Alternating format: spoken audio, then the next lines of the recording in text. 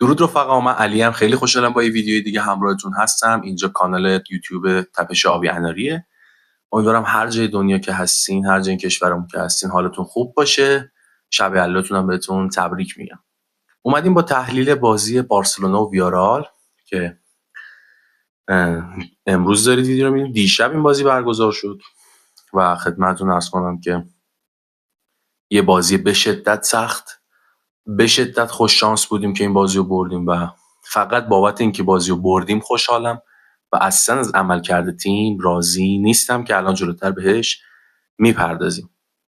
ترکیبمون همون ترکیب همیشگی بود، فقط با سطح به شدت پایین‌تر.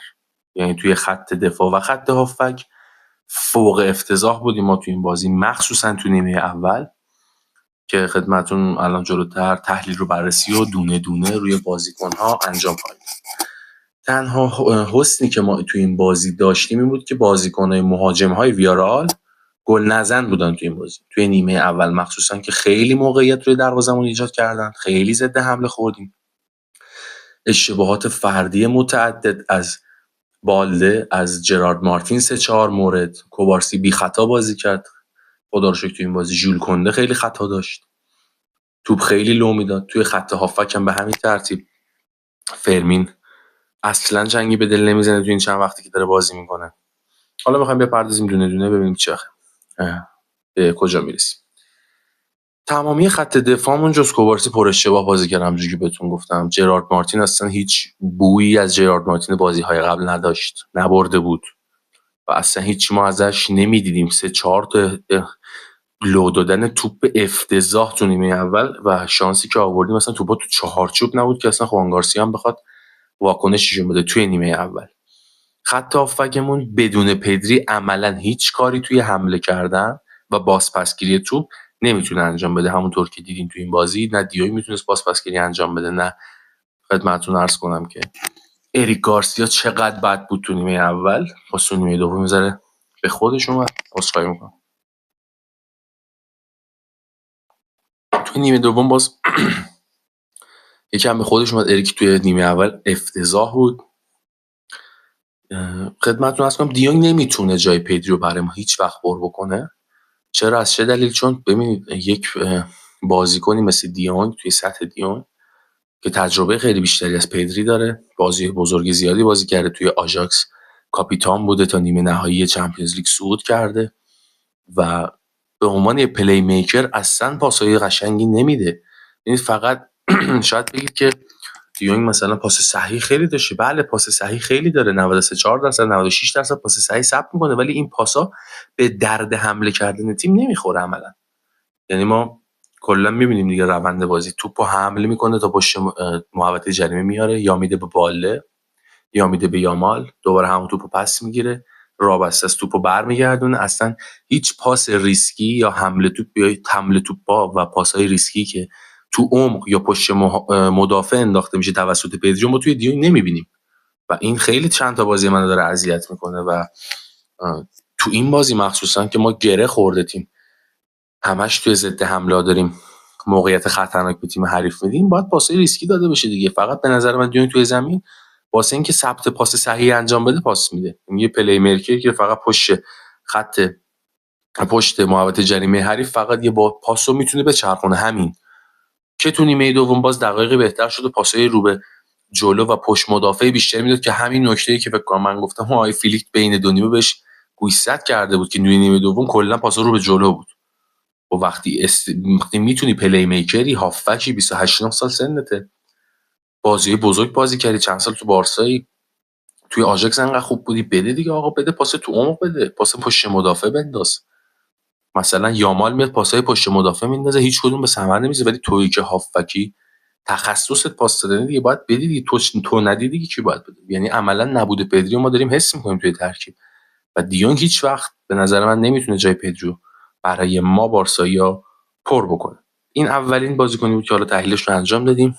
میرسیم سراغ گزینه بعدی توی خط هافبک، آقای فرمین لوپز که بعد از مصونیتی که برگشت اصلا فرم خوبی ازش نمیبینیم.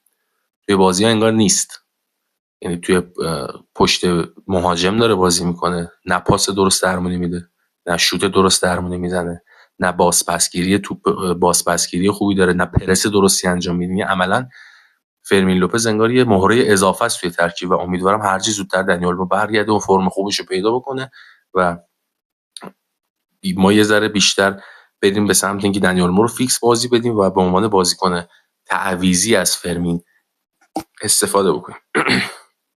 معذرت.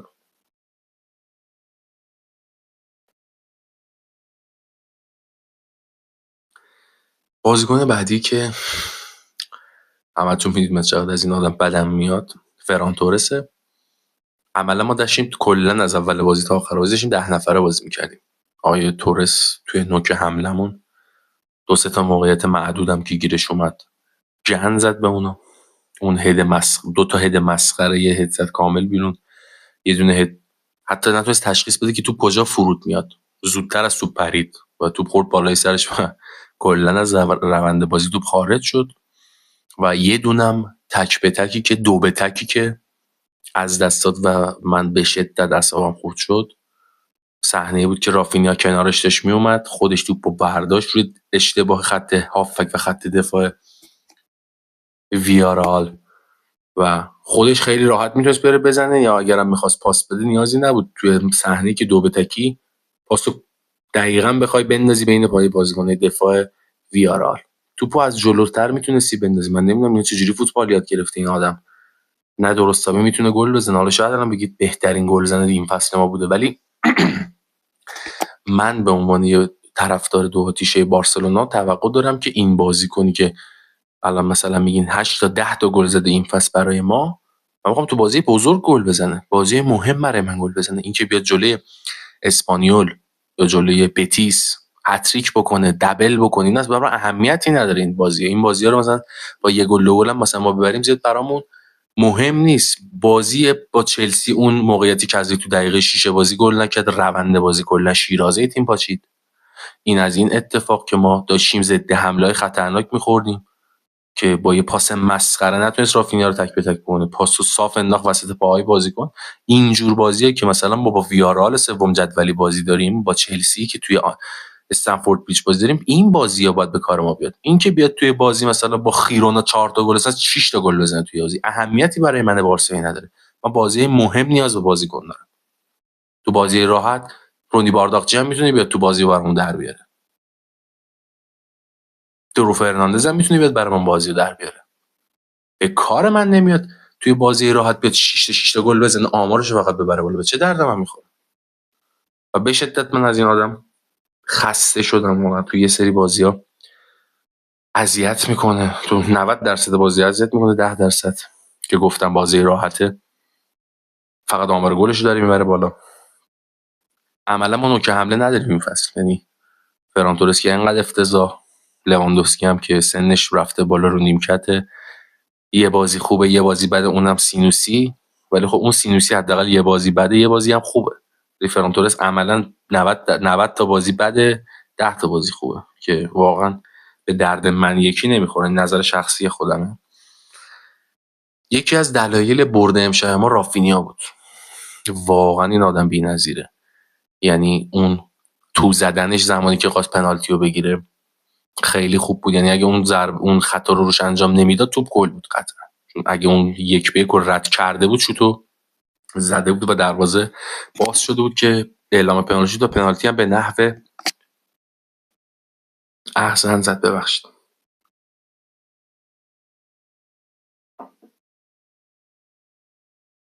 حضور رافینیا باعث برد ما شد واقعا. توی بازی سازیاش، توی پرس کردنش، توی پاسگیری‌های توپ، توی خط دفاع، توی پاسایی که تو عمقی که میداد، توی شوتایی که میزد، اون شوت معرکه‌ای که زد خورد توی تیرک دروازه، خیلی دوست داشتم اون توپ گل بشه و واقعا لذت بردم که اصلا تو خط هافک ما همچین شوت زنی ما نمیبینیم. یعنی داریم کسایی که بتونن شوت بزنن، مثل آقای دیانگ، مثل فرمین لوپز. فرمین لوپز اقدام به شوت میکنه همه بیرون، آقای دیانگ اصلا اقدام به شوت نمیکنه، فقط میخواد یه درصد پاس صحیح ثبت بکنه و این واقعا روی اعصاب من داره منو اذیت میکنه بازی دیونگ. خب این از خدمتتون عرض کنم که رافینیا. میرسیم به آقای یامال. لامین در کل بازیکن خوبیه ولی امشب من ازش راضی نبودم با اینکه گل زد. چرا؟ چون اصلا تیم انگار به هیچ جاش نیست. یک به یک ور می‌داره، حالا رد شد رد نشد، توپ لو میره، ضد حمله خوردیم نخوردیم اهمیت نداره. توپ میاد یک به یک نمیتونه برداره، همونو یه سانت بیمورد میکنه تو محوطه جرمی، یا توپ میره بیرون، یا دروازه‌بان حریف توپو میگیره، یا دفاعشون برمیگردونه. پاسا بی هدف بی دلیل، یه جا که گره میخوره نمیتونه یک به یک رد بکنه، میکشه زیر توپ، میندازه توپو توی محوطه جریمه و این واقعا اذیت کننده است و امیدوارم که این تعطیلات 2 هفته‌ای ژانویه رو تمام بازیکن‌ها تأثیر بذاره و اون ریکاوری رو بتونن انجام بدن، از لحاظ ذهنی از لحاظ بدنی. بعد تعطیلات بتونیم با توپ پر برگردیم، چون 2 تا بازی 3 تا بازی سخت 4 تا بازی سخت داریم. تا برگردیم بعد با اسپانیول تو خونه خودش بازی بکنیم فکر کنم. آره با اسپانیول تو خونه خودش بازی داریم و خدمتتون عرض کنم که بعدش با بیلبائو بازی داریم توی سوپر جام که اگه ببریم میریم فینال، حالا یا با اتلتیکو یا با رئال مادرید قراره بازی بکنیم. بعد که برگردیم بعد با رئال سوسییداد بازی بکنیم. بازی سختیه بعد ژانویه. امیدوارم که تیم بتونه ریکاوری از لحاظ ذهنی انجام بده، چون این بازی که ما دیروز با ویارال دیدیم، دیشب با ویارال دیدیم، کاملا تیم از لحاظ روحی خسته بود انگار، یعنی تمرکز روی زمین نداشتن، پاساشون به هم نمیرسید، پاسای اشتباه فراوون میدادن، مخصوصا اریک گارسیا و خط دفاعی بجز کوبارسی باز پاساش سالم بود، پاساش میرسید، ولی بالده، جرارد مارتین و کنده کاملا افتضاح بودن تو این بازی. زیاد نمیخوام بهشون بپردازم چون از لحاظ ذهنی هرچند مشخص بود، از لحاظ بدنی نبود، از لحاظ ذهنی این بازیکن‌ها آماده این بازی انگار نبودن، خسته بودن، حالا فکر درگیره، حالا نمیدونم چرا داشتن اینجوری بازی میکردن. امیدوارم که این تعطیلات 2 هفته ژانویه فرصتی باشه که تیم ریکاوری بکنه از لحاظ ذهنی و بدنی و پرقدرت برگرده. یه شخصی که واقعا میخوام بهش نمره 10 از 10 رو بدم خوان گارسیا. یعنی من هنوزم که هنوزه تشکر میکنم از خداوند متعال که امسال فیلیک فشار رو آورد که اینا برن دروازه‌بان بخرن. با هزینه 25 میلیون یورویی تونستیم همچین دروازه‌بان بی‌نظیری رو ما تو ترکیب داشته باشیم. توی نیمه دوم عملاً اگر نبود ما بازی رو باخته بودیم.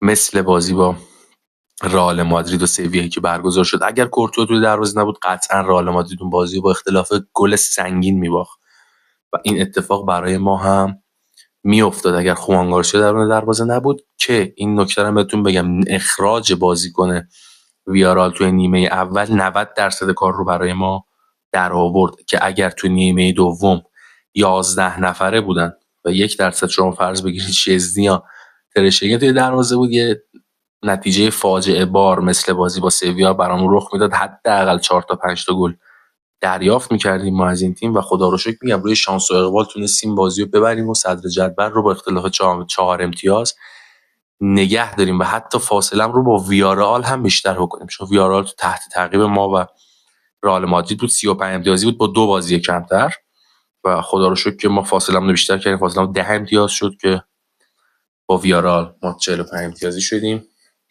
نه بیشتر شد امتیازمون رو بیشتر کردیم، 2 بازی کمتر از ما انجام دادیم. امیدوارم که این 2 هفته ژانویه تیم کامل ریکاوری بکنه. بعد 2 هفته برگردیم با اسپانیول، با اتلتیکو بیلبائو بازی داریم، توی فینال قراره احتمال زیاد بازی بکنیم که بیلبائو رو قطعا میبریم و بازی با رئال سوسییداد. امیدوارم که از این ویدیو لذت برده باشید. لایک کنید، کامنت بذارید، سابسکرایب کنید. هر انتقادی، پیشنهادی، چیزی راجع به همین بازی یا راجع به هر چیزی که فکر می‌کنید به کمک من میاد که ویدیوها رو بهتر بکنم، پیج یا چنل یوتیوبمون رو بهتر بکنم، حتما بهم بگین. خیلی دوستتون دارم. شب خوبی داشته باشید. یا علی.